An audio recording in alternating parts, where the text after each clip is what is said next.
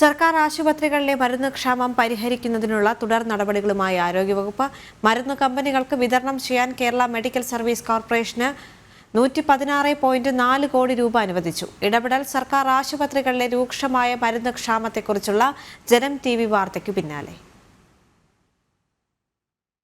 സംസ്ഥാനത്തെ സർക്കാർ ആശുപത്രികളിലെ മരുന്ന് ക്ഷാമം സംബന്ധിച്ച ജനം ടിവി വാർത്ത ആരോഗ്യവകുപ്പിന്റെ കെടുകാര്യസ്ഥതകൾ തുറന്നു കാട്ടിയിരുന്നു. ഇതിന് പിന്നാലെയാണ് കേരള മെഡിക്കൽ സർവീസ് കോർപ്പറേഷന് സർക്കാർ നൽകാനുള്ള 116.4 കോടി രൂപ അടിയന്തരമായി അനുവദിച്ചത്.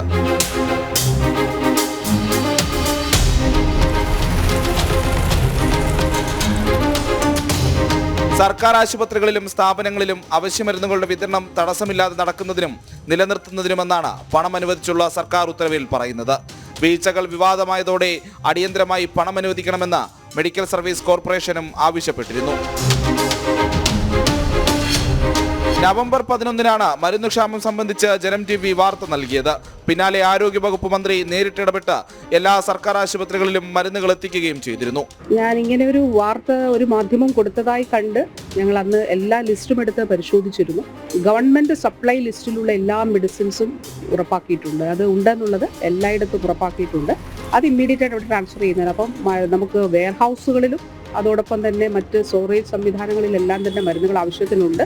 ഒരു തരത്തിലുള്ള ആശയവിനിമയത്തിലുള്ള കുഴപ്പങ്ങൾ ഉണ്ടാകാൻ പാടില്ല എന്നുള്ളത് പറഞ്ഞിട്ടുണ്ട്.